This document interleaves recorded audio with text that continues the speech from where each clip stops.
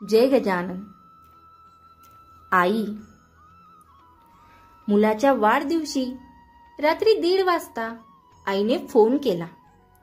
म्हणाली, बाळा, वाढदिवसाच्या शुभेच्छा। मुलगा वैतागला, चिडूनच म्हणाला, अगं आई, ही काय वेळ आहे फोन करायची? सकाळी नसता का करता आला तुला? शुभेच्छांचा स्वीकार न करता मुलाने फोन कट केला। काही वेळाने त्याच्या खास मैत्रिणीचा फोन आला। तब्बल 2 तास बोलला। नंतर मैत्रीण फोन ठेवते बोलली, सकाळी बोलू, तरी तिची इच्छा नसतानाही अजून जबरदस्तीने 10 मिनिट जास्तच बोलला। शेवटी 3च फोन कट केला। नंतर एवढा वेळ फोन व्यस्त लागूनही वडिलांनी फोन केला। आता तो मुलगा रागवत नाही, पण शांतपणे म्हणतो, बाबा, सकाळी करायचा ना फोन, आताच आईचा फोन येऊन गेला।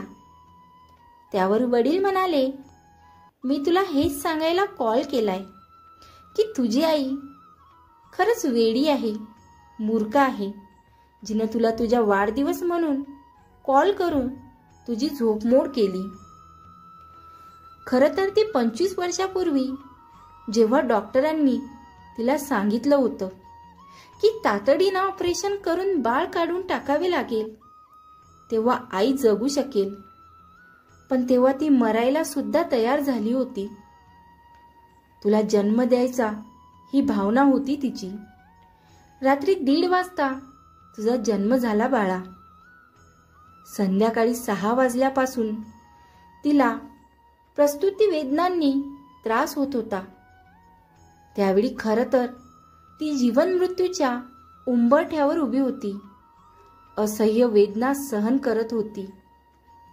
पण तुझा जन्म झाला आणि ती सगळ्या वेदनांनाच विसरून गेली।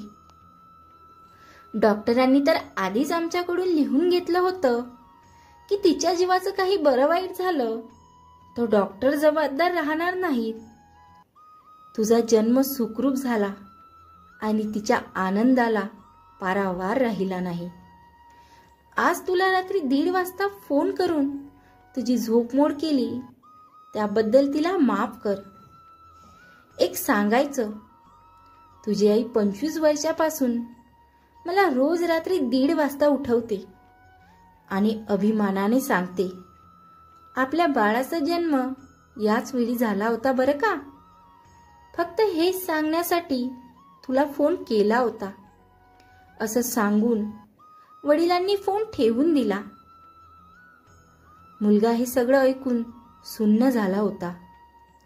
सकाळचीच तो वडिलाच्या घरी पोचला। आईचे पाय धरून त्यांनी माफीही मागितली।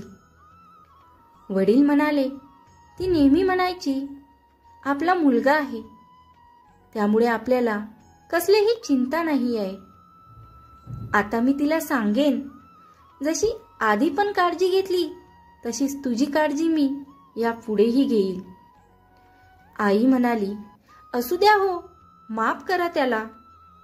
आई वडिलांनी आपली धन दौलत संपत्ती नव्हे तर आपले प्रेम हवं असतं। तुम्ही त्यांची काळजीही करावी अशी त्यांची अपेक्षा नसते, पण तुमच्यामध्ये त्यांच्या प्रती जाणीव जरी दिसली तरी त्यांना धन्य वाटते। तुम्ही आई वडिलांना वेळ द्या अशीही त्यांची इच्छा नसते, पण त्यांना वेळ दिला तर त्यांना समाधान वाटते, कारण त्या दोघांचं प्रेम जगात अनमोल आहे। एकदा फुललेले फूल पुन्हा फुलत नाही, एकदा मिळालेला जन्म पुन्हा मिळत नाही।